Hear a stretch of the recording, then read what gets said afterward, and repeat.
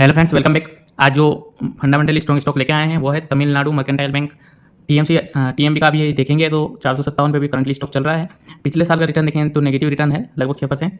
But इसका fundamentals कैसा है वो देख लेते हैं। फंडामेंटली जो डिटेल्स है वो बात करते हैं। सबसे पहले market cap 7,000 crore, ROE 13% generate करके दे रही है, तो आरओई भी बहुत अच्छा है। मार्केट कैप के लिहाज से भी ठीक ठाक कंपनी है, बहुत ज़्यादा छोटी कंपनी नहीं है। और ईपीएस की बात करें तो 69 है, 457 पे भी करंटली प्राइस चल रही है, 69 अर्निंग पर शेयर है, तो ये भी ठीक है। डिविडेंड 2.16 का दे रही है और बुक वैल्यू 520 की है। अभी 457 पे चल रही है, तो अपने बुक वैल्यू से नीचे चल रही है, बहुत ज़्यादा नीचे नहीं है, थोड़ा सा नीचे है। यहाँ पे पीवी रेशो देखेंगे तो 0.89 पे चल रहा है करंटली। बट फंडामेंटल और जो पास रिजल्ट्स हैं वो कैसे हैं वो देख लेते हैं। सबसे पहले बात करेंगे रेवेन्यू की, तो रेवेन्यू क्वार्टरली देखेंगे तो आपको एक क्लियर ग्रोथ यहाँ पे दिखाई दे रही है रेवेन्यू में, 1323, 1365, 1387, 1400 और 1500 करोड़ तक। तो क्वार्टरली तो बहुत अच्छा परफॉर्म किया है। बात करें एनुअली की, तो एनुअली रेवेन्यू में देख लीजिए आप 3,000 करोड़ से बढ़ के 4,700 करोड़ तक कंटिन्यू ग्रोथ हुई है। बात करें प्रॉफिट की, प्रॉफिट क्वार्टरली इस तरीके से 261, 274, 284, 253 और 287 करोड़ इस लेवल पे चल रहा है। यहाँ पे स्लाइड सी ग्रोथ हमें दिखाई दे रही है और एक अच्छा लेवल मेंटेन कर रखा है प्रॉफिट का, स्टेबिलिटी भी मेंटेन कर रखी है। और बात कर लेते हैं अपन एनुअली की, तो एनुअली में आपको सीधा सीधा ग्रोथ दिखाई दे रही है। जहाँ 2019 में 259 करोड़ टोटल प्रॉफिट था कंपनी का, वो बढ़ के 400 करोड़, 600 करोड़, 800 करोड़, अभी करंटली 1,000 करोड़ पे चल रहा है। लगभग 4 गुना जो है कंपनी ने अपना प्रॉफिट पहुँचा दिया है पिछले 5 साल में। अब दो चीज़ें देखिए, प्रॉफिट कंपनी का 4 गुना हो चुका है 5 साल में।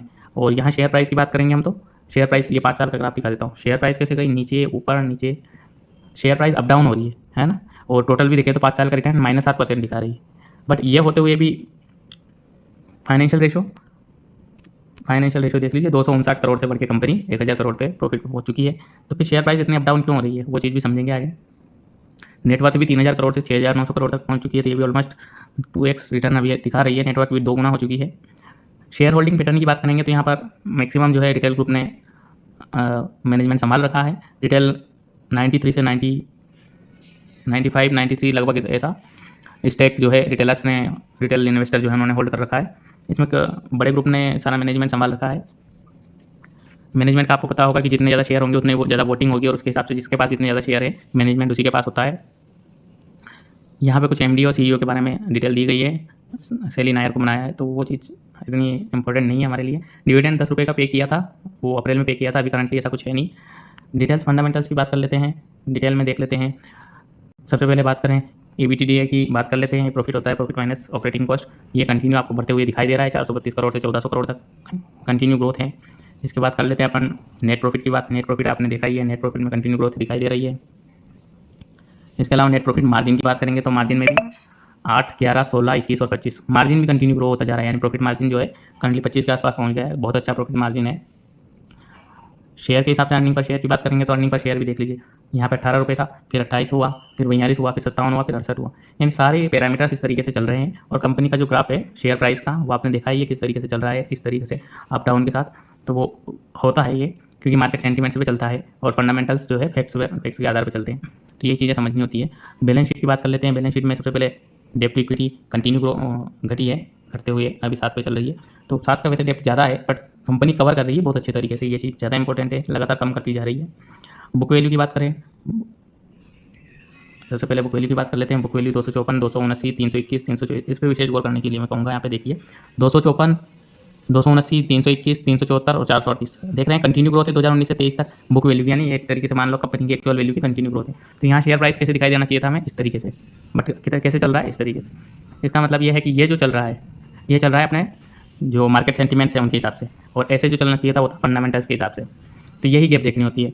अगर ये कंपनी फंडामेंटल के हिसाब से ऐसे चल रही है और मार्केट के हिसाब से ऐसे चल रही है, तो आपको इस जो यहाँ पे मैं डिटेल्स में बात करूँ तो